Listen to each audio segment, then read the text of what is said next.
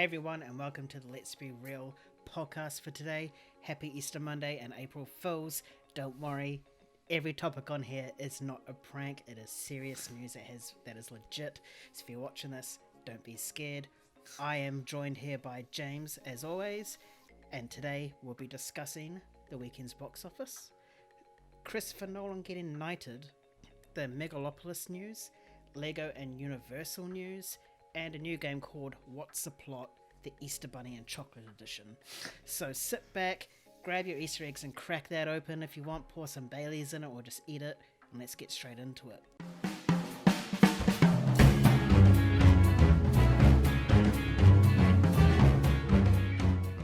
So James, the weekend box office has just come out. We're not entirely sure if it includes the Easter Monday results. We're not quite sure how it works over there in America. But we do have the initial normal 3-day, so I'm just going to say the top four. So in fourth place we have Kung Fu Panda 4 with 10.2 million, Doom Part 2 in third with 11.1 million, Ghostbusters Frozen Empire in second with 15.7 million, and in first place is obviously Godzilla X Kong New Empire with an $80 million domestic. Worldwide it made 194 million, and now the MonsterVerse franchise itself has hit 2 billion. So James, with these results, do you see a third Godzilla Kong mashup coming up? And what's your take on the results, obviously? I don't know what that question is, because I think it's very, very obvious that yes, this MonsterVerse is going to continue. Whether it's, Godzilla vs. Kong 2, Godzilla X Kong, Godzilla Z Kong, I don't know. There will be another Godzilla Kong, Godzilla Y Kong. I'm sure that's the next one if they're continuing the alphabet. But yeah, no, I mean, this one blew all expectations away. I think it was trending towards 50 to 60 million. And I think when we spoke on our review for the film, it was actually looking at around 135 million worldwide opening.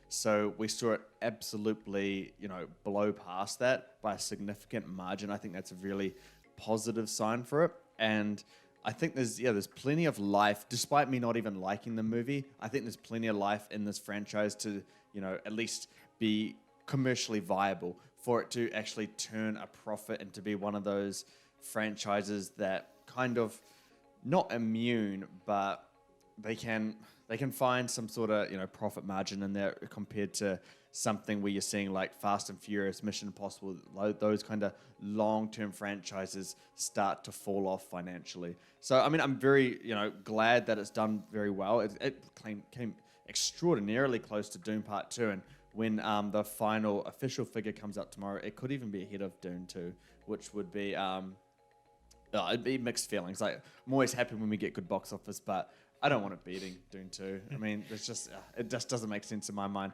But the second biggest MonsterVerse weekend ever, I think it's very impressive, because we've kind of been writing off this franchise, at least for a while now, like in terms of just being, not really a heavy hitter. And mind you, it's come second towards to the 2014 Godzilla.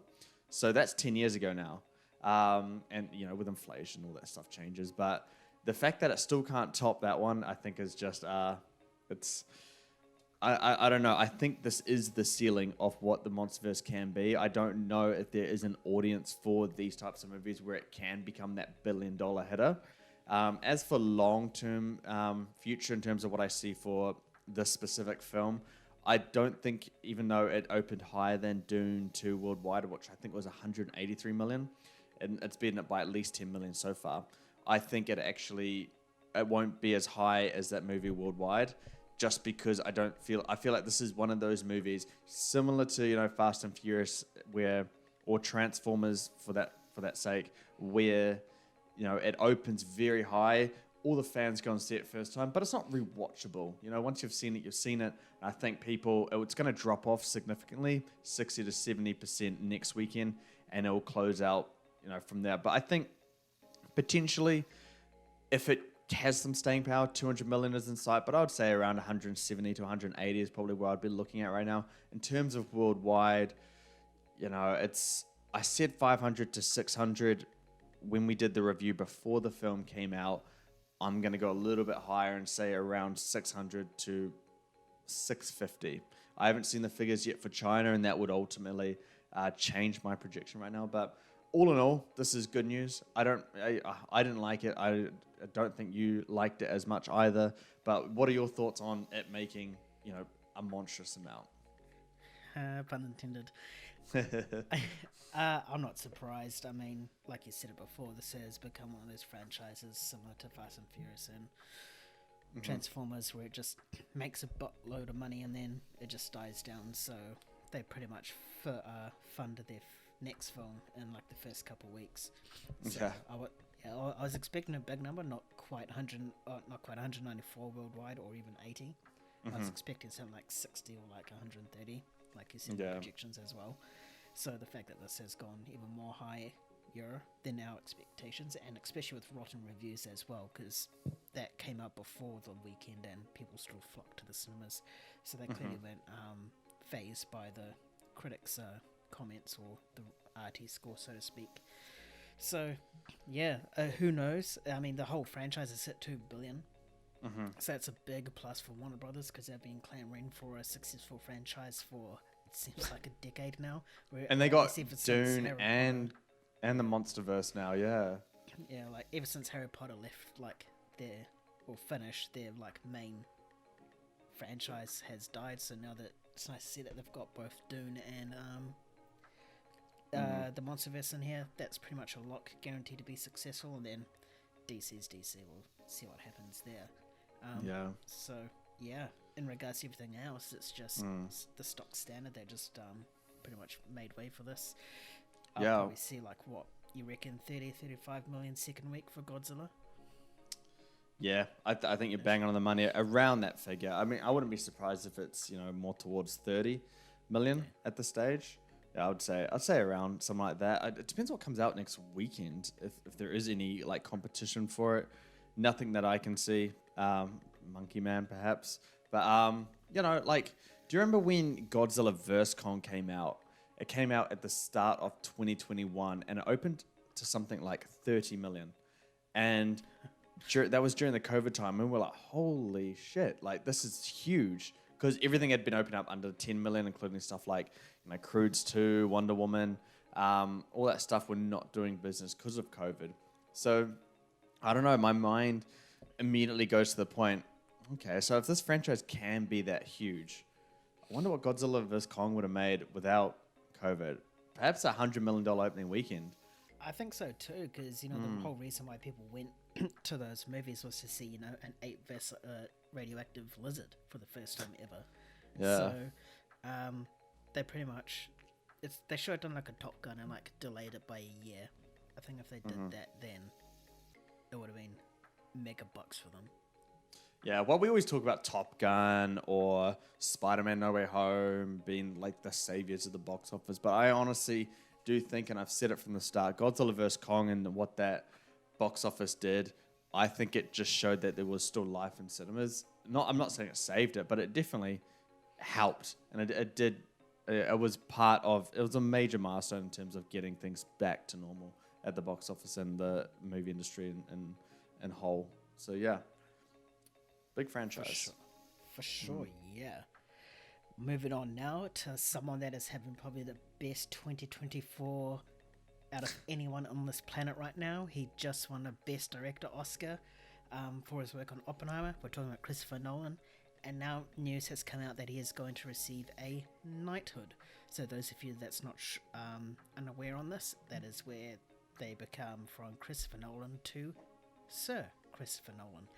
And he's getting that title. It is quite a prestigious title as well. And it's not just for the film industry, it's pretty much worldwide. Like any industry, you can become a Sir. I'm not sure what the criteria is. I'm pretty sure you'd be part of the British colony or British something for to be eligible for it. So not only is Christopher Nolan becoming a Sir, his wife Emma Thomas will also become a Dame. So she'll be Dame Emma Thomas. That's pretty much the same thing as a Sir, but for the female version. So James, favorite director of all time, he's about to get that Sir in front of it. How do you feel? I don't know, like it's obviously I'm stoked, and the people that are, there's always someone who's against Christopher Nolan at some point along I guess, the course of time, liking Christopher Nolan or hating Christopher Nolan became a cool thing. Where it's just like, oh, it's a Nolan fanboy. I don't know if you've heard that term, but I've heard it loads. Like, and it's just, and it always happens when someone becomes really popular. There's always that, they get so much love, but there's also so many people trying to take away from that and being like, some people just they don't like to love the norm. And that's really what Christopher Nolan's become. He's become one of the directors in terms of that name. It's just become a norm in terms of, being associated with, great films. And so some people love to take away from that. So I guess this adds a little bit of a caliber to our arsenal. The people who like Christopher Nolan, we get to say, actually, it's Sir Christopher Nolan. So it's just more fuel for you to use against Kyan. No, that's just friendly banter. We agree at heart on how they are separate, different conversation. But I'm extremely happy for him. Christopher Nolan he's a director who I felt was not underappreciated because a lot of people loved him, but he lacked the recognition from his fellow peers and the fellow industry, and it didn't align very well with how the general public perceived his films and himself. Everybody loves him and loves his films, or like the majority does. And he just wasn't getting any recognition, whether it's by the Academy or other major award ceremonies. And so it's just good to really see him finally get his due. He's always been consistent as a man, as a person, as a creator. He's always spoken the same. He doesn't, complain that, oh, I should have got that award, or, he loves movies. He makes movies for the art of it. He doesn't make movies for, the big fan base. He doesn't buy into the fame, because I think it's pretty undisputed at this point in time that he is the most famous director right now in terms of name recognition. Not the most beloved or anything, but in terms of the most popular, I think it's him. So, I mean... Maybe Spielberg is also in that question. I mean, anyone knows. I would not say Spielberg, simply because of the younger generation that has come now. And Nolan's far more relevant towards the younger generation at this point in time, just because he kind of makes banger after banger. Well, Spielberg still does. His films don't cater towards the younger generation. But there's a case to be made for Spielberg. But anyway, yeah, so it's just never aligned in terms of the popularity that he's faced with the general movie-going audience versus his peers. So I'm just glad that this just adds something to him. It shows him that what he is doing is valuable. People do appreciate him and his work that he does. And yeah, I mean, all credit to him, man. Like, he created films that have been a big part of my life and a big part of my journey and being. So I mean, I'm happy for him. I guess that's all I can really say. What about you? I think he's your favorite director of all time, isn't he? Yeah, it's like very close between him and Spielberg, which is why I brought up Spielberg. Like, it's always either interchanging, like it's never like locked, but those two are definitely like locked. If I could give number one equal, it would be number one equal to them too. Yep. But yeah, same boat as you. I mean, he's just had a stellar offer here. Best picture, best director among all the technical stuff and acting stuff for his film in Oppenheimer. He also got director of the decade as well, and now he's getting knighted. So it's nice to see that his work is getting recognized by people. I'm not sure if there is a current director out there that has that knight, that Sir title. I can't think of any, because I feel the majority of the great directors are all American or people that's not eligible to become a knight. So it's going to be buzzy as to see his next film saying from director Sir Christopher Nolan, in the... Would it say that? I hope he puts it on. It'd be cool. I feel it's his choice at the end of the day. He might just go run with his other name and be absolutely humble about it, which I think he will. Otherwise, he'll just, Yeah, I don't know who else. I mean, I know Lewis Hamilton is Sir Lewis Hamilton, but I've never heard anyone refer to him as Sir Lewis Hamilton. I think it's an age thing, really. I think it's age, like Sir Ben Kingsley, Sir Anthony Hopkins, they're all old, so you just go with that. But like these younger guys, you just like, oh, they've always been like Lewis Hamilton, they've always been Christopher Nolan. You're not Yeah, gonna yeah, get yeah. that. Even rugby, like Graham Henry, he's Sir Graham Henry, but it's just Graham Henry. It's just that's how Yeah. it is. So I think it's really a generational thing. I'm sure the older they get, the next generation will end up calling them Sir. But for us, because we grew up with them in their films, that we're first name basis with them. Yeah, So to speak. yeah. But yeah, like you said, incredibly happy for him, and what an absolute couple years from him as well. For sure. Now, from one amazing director to the next, Francis Ford Coppola's next film, titled Megalopolis, is due to release apparently this year. It could potentially get delayed, but who knows? But we have some more details about it. So the plot is roughly about a destruction of a metropolis, which brings clashing visions for the future. An architect and the mayor debate on whether to rebuild to embrace the future, or take a business as usual approach and just rebuild as per normal. It stars Adam Driver, Giancarlo Esposito, hope I said that right, he's a fantastic actor, Shia LaBeouf, Audrey Plaza, Lawrence Fishburne, and Natalie Emmanuel. Yeah, I think I said that right, who knows. So it's a really stacked and talented cast. The film has been screened in front of certain people, we don't know what people, but they have been saying that it's described as crackling with ideas that fuse the past and future with an epic and highly visual fable that plays perfectly on an IMAX screen. Jack Black, he is not starring in the film, but he has come out and said that he was hanging around on set just to watch Francis Ford Coppola work as well. So that's how high of a director people view him as, that you're not quite working for him, but you just want to see him work and direct. And I don't know if Jack Black's eventually going to become a director. He's got some good, hope he took notes. But besides that last point, James, everything else, what do you think of this? No, we have to address that last point. Jack Black is the last guy that I would imagine just to sit down on set and, take notes or just observe it, a master at work kind of thing. I would expect, a director who showed promise or something like that. Not Jack Black. I read that and I was like, oh, that's weird. I don't really know what to make of that. Is he going to go into, more serious films? Is he going to get into filmmaking? Who knows what he's got up his sleeve?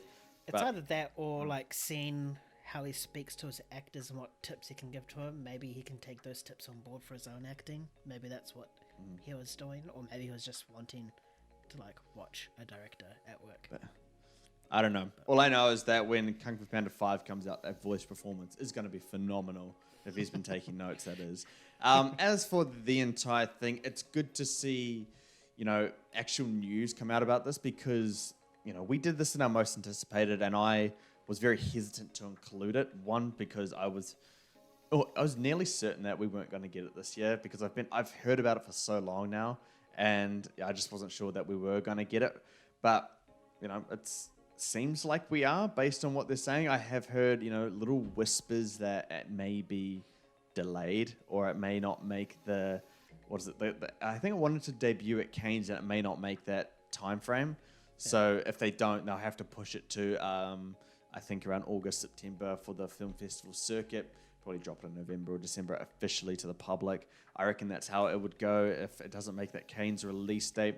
But it's cool to see Francis Ford Coppola actually finally release what he calls his passion project, something he's been working on for a while. And the cast, I think they're all talented, maybe except for Shia LaBeouf, who's done some great stuff. I'm just very inconsistent and a little bit kind of all over the place. He's unpredictable. You don't know if he's going to come in with a good performance or just be silly. So it could go either way. He has a fantastic director underneath him, so yeah, surely that takes a part in his performance.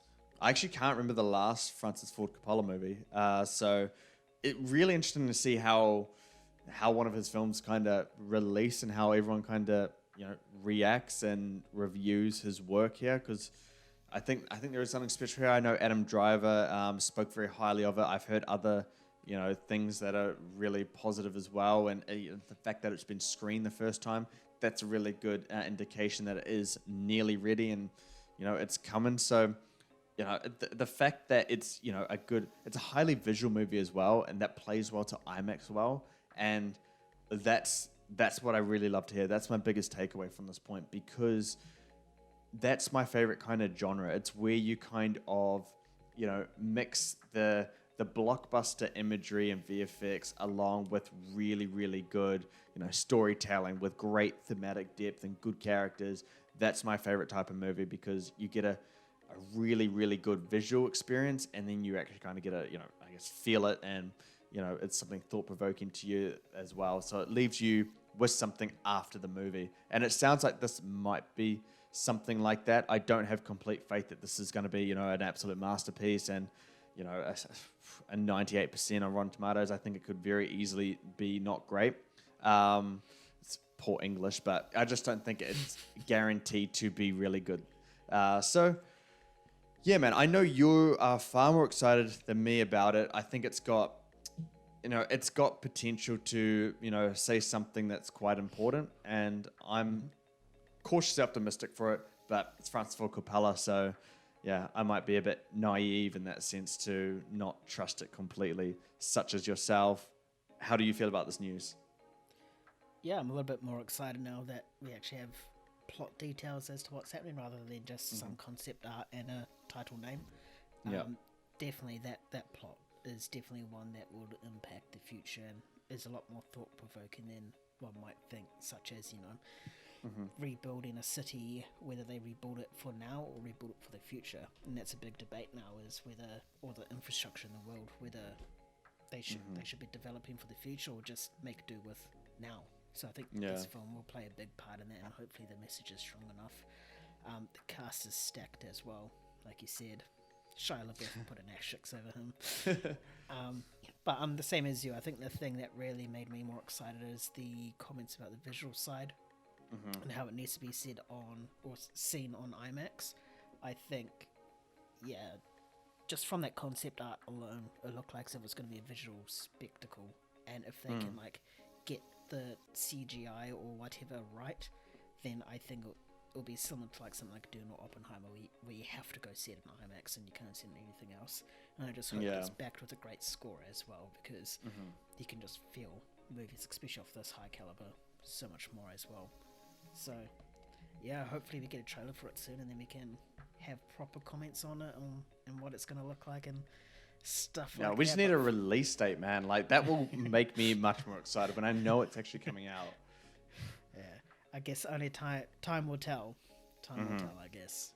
Yeah. Just like Time, Lego Movie, something we haven't seen something in a long, long time. The last one was Lego Movie 2, the second part. I think that's what it was titled. Came out. Was it not Ninjago? Nah, because Lego Movie 2 came out in 2019. I'm pretty sure Ninjago was 2018, because I was still working at the cinemas when I saw it. Fair enough, then I'll trust that. Yes, you are right. Yeah. Yes. Cool. So we all know that the Lego franchise was previously owned by Warner Brothers. In early 2019 and 2020, they lost the rights to them. Lego didn't decide to renew their rights, and they went with Universal Studios. Universal Studios and Lego has just come out and said that they're in active development on new Lego movies, and they have a whole range of ideas. This is really funny because on our Sims podcast, we had a conversation about how we're not getting more of these movies, and then 2 weeks later, boom. So clearly Universal watches Let's Be Real, as everyone else should. So obviously, because we discussed that in that podcast, we wanted to see more Lego films and stuff like that. What sort of films do you want to see in this Legoverse, James? Oof. Oh, I didn't know I was going to be hit with that question. What movies? I don't know if I want to see any movies from the Lego universe. I mean, don't get me wrong, I like the film, but Lego Batman as a movie I thought was not the right move. I just don't think making it about franchise characters in Lego form is a smart idea. One, you're going to run fatigue for both the Lego universe and for the character it's based on itself, whether it's, if they do something like, Lego Harry Potter or Lego Lord of the Rings, I think that's just going to be, you're just milking two things there. That's both Lego and whatever it's based on. So stay away from franchise characters. The first Lego movie, man, is so damn good. I loved the first Lego movie, and I really did think that I was going to hate that movie just because I thought it'd be like one big product placement movie. But it wasn't. It was genuine. It had things to say. It was, thought-provoking. I love the message in that movie, about believing in yourself and, everyone is special. And, even if you're just a normal person, you can just, stand out, I guess. So that one's really good. But the second one wasn't so great. I think if you just tell really good stories with, have a generic Lego concept, you can have the franchise people play a part in it. Just don't make it based on them. Same with, I guess, Lego Ninjago is it's more unique to Lego. If you have Lego space characters who's originated from Lego, I think that's your best way is to build this franchise. But if you're just going to do it about Lego Green Lantern or Lego Spider-Man, I'm not interested. That's not where I care to see any of these movies. But I didn't even know that Warner Brothers lost the rights to this because me and you were talking about it a couple weeks ago. It's so weird. They made good money. They were received well. Why have they not made? Why is there no more? Because you feel it's such an easy thing to milk. And I guess we got our answer for that. But yeah, honestly, it doesn't excite me much. But I don't know. Maybe the first Lego movie I think to me was just a one-hit wonder. I don't know if we can ever recapture that. And yeah, what do you think? I'm a bit excited for it. I do like the Lego animation in all the films. But I think you're right. I think they can't focus on an already established franchise. I know a lot of people be saying, they should do Harry Potter or, superheroes. The decent, they're making a whole new TV show. Why not Lego now? Don't start, bro. I just finished the series last night. I just watched them all. Oh, did you? Yeah, I'm reading them all, so we're in a Harry Potter vibe. So yeah, I agree with you in regards to how it can't be on a franchise because it's already established, and what more can you do with that franchise except make them brick? So I think the best way is to come up with something new and create new characters for the Lego, so they can make new Lego, actual physical Legos based on these characters. I think that's probably the best way. Whether they take the characters from Lego 1 and 2 and carry it forward, or just have a whole universe of different Lego characters. I prefer a whole universe, because you can get so creative like Lego. You don't have to have it in a metropolis sort of setting. You can have it out in a swamp, or as you mentioned before, out in space. Lego characters in space. Trying to discover new Lego planets and stuff like that. That's so interesting. So there's a lot you can do with Lego. Literally the world is their oyster. It just depends on whether they want to go the franchise route or not. I'm more than happy for them to feature those additional cameos based on franchises. Have Batman or Harry Potter show up for a quick 2-second, 5-second little thing, and then just fuck off again. Yeah. So I think once we get a bit more ideas or what they're thinking from Universal, I think we can have a proper sort of judgment, but fingers crossed to stay away from those franchises, eh? Yeah, I mean, honestly, I think the key thing that works so well with the Lego movie, and the first one particularly, and why it was so good, is Phil Lord and Christopher Miller. They're behind those Spider-Verse movies they did, Mitchell vs. the Machines, Game Night.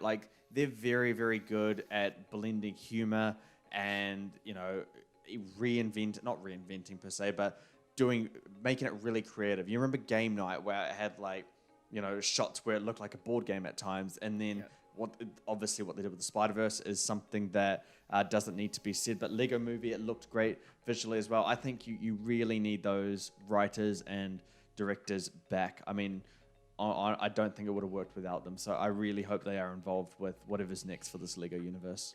Yeah, I'd also really like Lego genres. So they're not all catered towards kids. I know that at the end of the day, kids are the main sort of Lego factor, horror. Yeah, Lego horror, Lego action, Lego romance. It's just spice things up a bit with the visual, creative feel.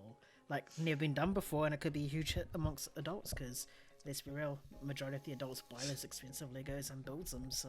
That's very true. Yeah, I actually know a few adults that do that. But one question for you before we move on. Mhm. R-rated Lego movie. Is it even possible? Without swearing. You can't even make that like R-rated. Is it possible? I don't think so, because what are they going to do? Like, have, like, little red, you know, those circular Lego blocks?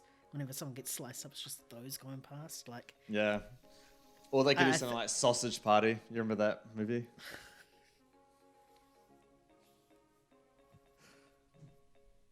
Well, Name wants to switch. Name wants genres of Lego movie, guys. So this is his idea. I'm just branching off from what he was saying. So next step is Lego porn. No, we're moving on now. No, There we go. I gotta censor Alright. that word out. Next segment is a new game. It's called What's the Plot? So pretty much I have some films here in front of me that are Easter themed, that features rabbit or chocolate.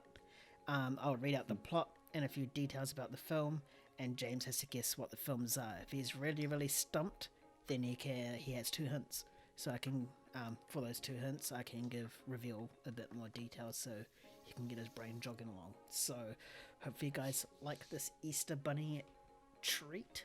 So we'll jump straight into it. So the first film is based on the Easter bunny's son as he heads to Hollywood, determined to become a drummer in a rock and roll band. Hop. Oh, fuck.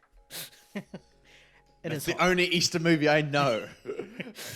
All right. Well, that was. I spoke about that movie with my girlfriend like yesterday. So, yeah, you lucked out there, mate. Sorry. Unfortunately for me, Easter films are very hard to come by. It's either They bunnies are. or Jesus. There's nothing. That's where in the between. conversation originated. Yeah, they're so hard. Like Yeah. That's the only one I could name. Yeah, so that's why I added the rabbits into it, because I know that there's a lot of films with rabbits, so Yeah. it broadens my thing a little bit more. All right, film number 2.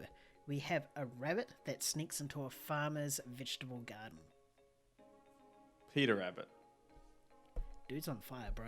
I only have 4 of these, and he's already. That's through another 2. movie I know that owns a rabbit. But I think I'm out of guesses for the next 2, man. I'm sorry. Okay, now this one I need to word decently without giving it away. So, let's see. So, 2 unlikely counterparts team together as they work to uncover a conspiracy within the city they live in. Zootopia. Yes. Oh, no way. All right. This one I have to word even more, because the plot I'm looking at is so generic that if I even just say one word, he's gonna get it. I'm on He's fire. probably gonna get it straight away. I can tell. How to do this? People visit a magician's company and goes on a tour. Ooh. People. Mhm. People visit a magician's company and goes on to The Greatest Showman. No, it's not Easter themed Yeah. or chocolate themed. Chocolate themed. I don't know. You're gonna have to give me a hint, man. I lost my streak. A hint: it involves an unwealthy boy.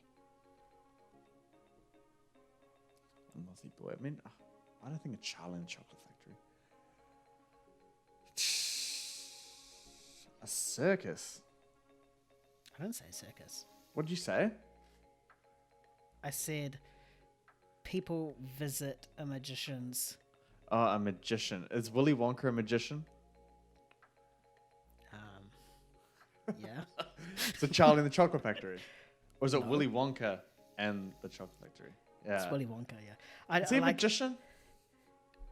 With chocolate. He's a magician with chocolate. Oh, are you trying to... Oh, you were trying to make up a word for him. Yeah. Because I was like, I could say he's a wizard. And I was like, with chocolate. Or I could be like, he's a magician with chocolate. I was like, if I say with chocolate, he's going to get it straight away. So I just cut that out. Yeah. A magician. Okay. Yeah. All right. Well, that's what's the plot. I was expecting it to go on a bit longer, but it's Well, you all had like good. 10 movies to choose from, man. Like, I'm It's sorry, I very couldn't. hard. Yeah. Maybe I'd not make it Halloween. I think there's a lot for Halloween that I could do. Oh, there's too much. Yeah. But I think if any podcasters that are listening to this want to make a game about Easter movies, don't. It is Don't. difficult. It is difficult. Yep. Did you enjoy that segment, even though you like blitzed through it at a lightning pace? I would like it a lot more if it was just totally random and open.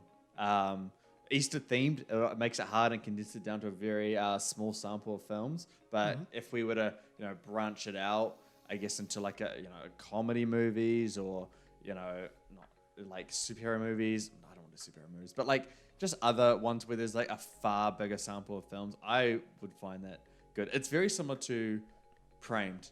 I know. Yeah. Yeah, but like I like the spin on it where it's the plot rather than just some random fact. Yeah. But yeah, I'll keep that an idea for next time. And as for you like guys it. watching at home, head down the bottom and let us know in the comment section whether you liked it or not, and what's the plot ideas we could do, or what other Lego ideas you think Universal should do. And while you're there, scroll a tad bit up and hit that subscribe and like button. You do us a big favor, and we will really appreciate it. And if you subscribe to our channel, you can see all of our other podcasts and what else we get up to as well. So thanks everyone for tuning in today in our little Easter podcast and April Fools. We did not get you. We're not one of those people, even though I was pushing hard for it. But it's fine. We will catch you on our next episode. One Movie Gains. Catch you later. peace.